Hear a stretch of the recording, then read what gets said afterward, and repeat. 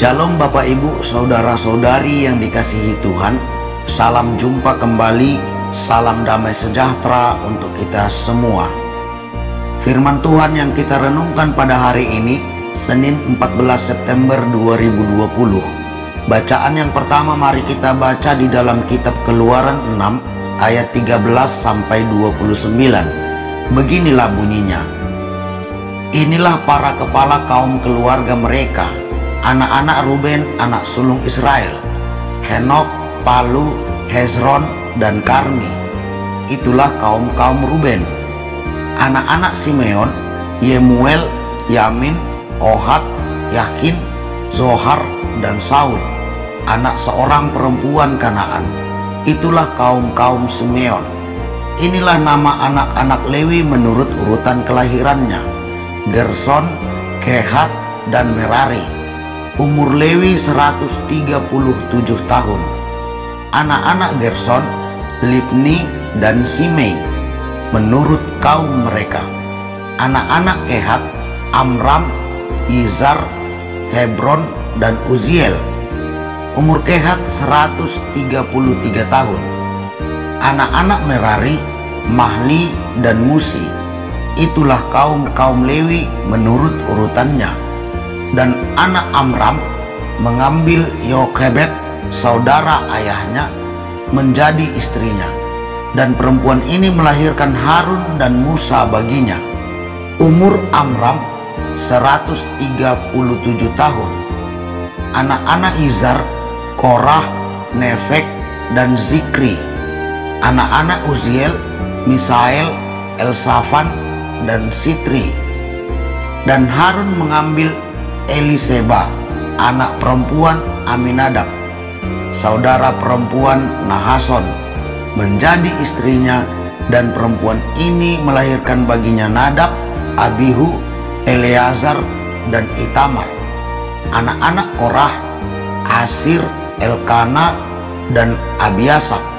Itulah kaum-kaum orang Korah. Eleazar, anak Harun, mengambil salah seorang anak perempuan Putiel menjadi istrinya. Dan perempuan ini melahirkan Pinehas baginya. Itulah para kepala kaum keluarga orang Lewi menurut kaum mereka. Itulah Harun dan Musa yang diperintahkan Tuhan. Bawalah orang Israel keluar dari tanah Mesir menurut pasukan mereka. Merekalah yang berbicara kepada Firaun raja Mesir, supaya mereka membawa orang Israel keluar dari Mesir. Itulah Musa dan Harun.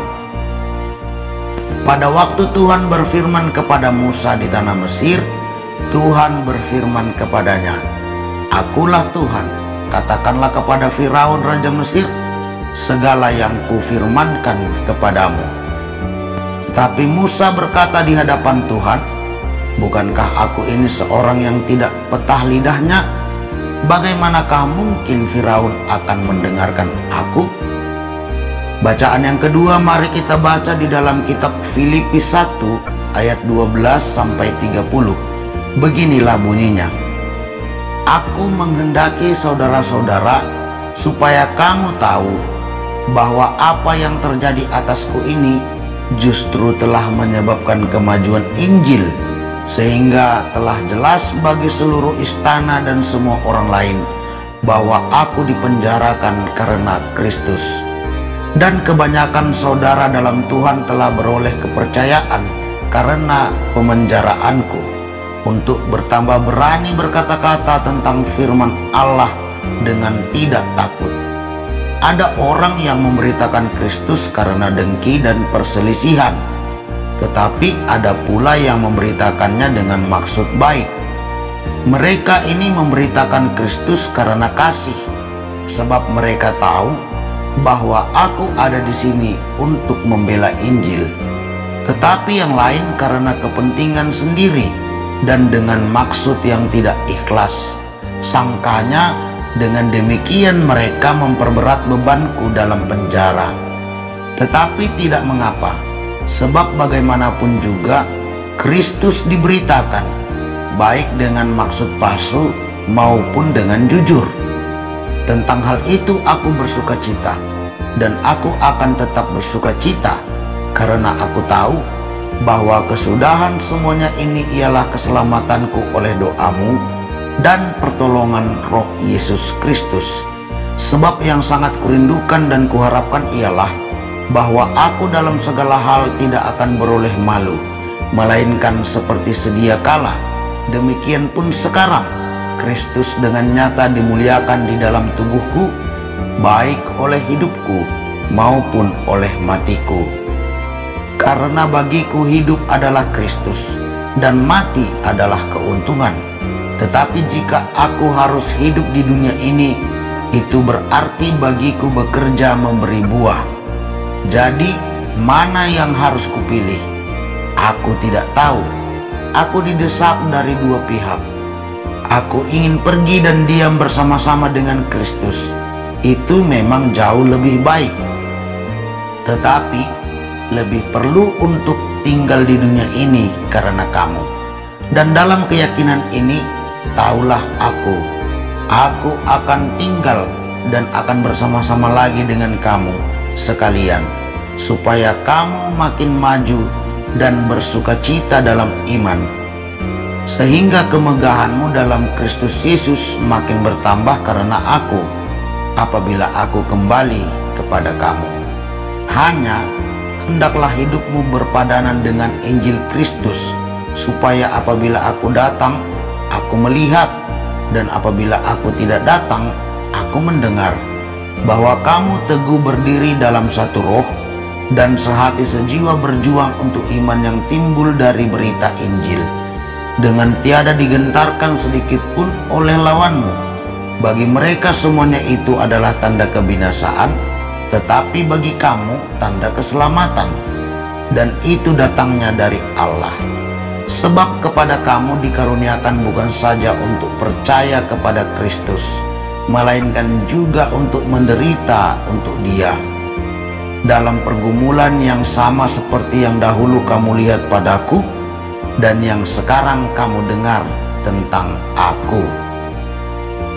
Bapak, Ibu, saudara-saudari yang dikasihi Tuhan, tema firman Tuhan untuk kita pada hari ini adalah Tuhan memperlengkapi kita. Bapak, Ibu, saudara-saudari yang dikasihi Tuhan, dari bacaan yang pertama yang telah kita baca tadi, kita melihat bahwa Musa yang diutus Tuhan bersama Harun untuk membawa orang Israel keluar dari tanah Mesir adalah cucunya Lewi, anak Yakub. Tuhan memakai orang-orang tertentu dari antara umat pilihannya tersebut untuk melaksanakan pembebasan. Musa harus berbicara, menyampaikan apa yang difirmankan Tuhan tentang orang Israel kepada Firaun. Lalu Harun ditentukan Tuhan untuk membantu Musa dalam berbicara, sebab Musa adalah seorang yang tidak petah lidah, tidak pandai berbicara. Kesiapan untuk berbicara menyampaikan apa yang difirmankan Tuhan kepada Firaun harus dilaksanakan demi kebebasan orang Israel.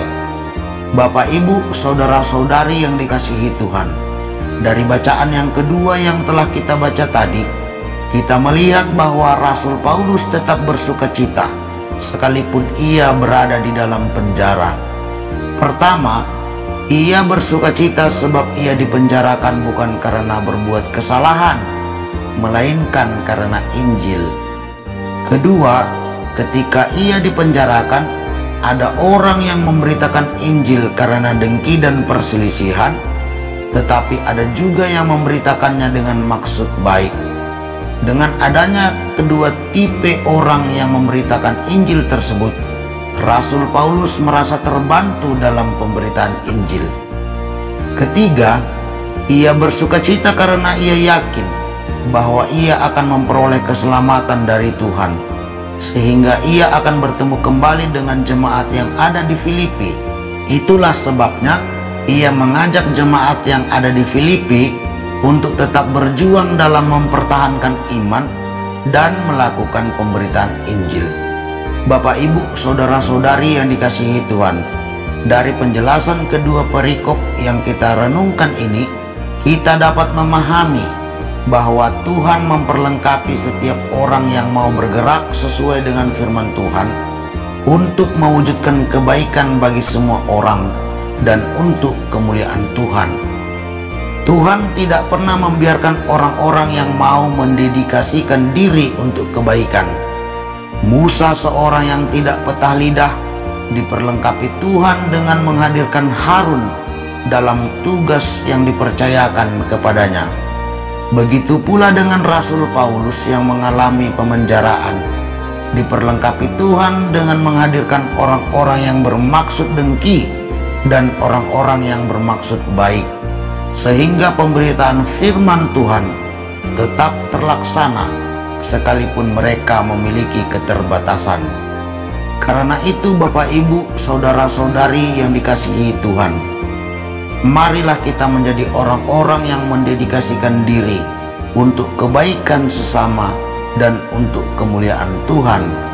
Sebab Tuhan juga menginginkan kita menjadi seperti Musa dan Rasul Paulus pada zaman sekarang. Memberitakan firman Tuhan merupakan salah satu tindakan yang dapat membebaskan dan menyelamatkan. Janganlah kerajinan kita kendor. Mari kita laksanakan pemberitaan itu sekalipun ada lawan, ada tantangan, ada hambatan yang menghadang kita. Tetaplah berjuang, sebab Tuhan pasti memperlengkapi dan menyelamatkan kita. Amin.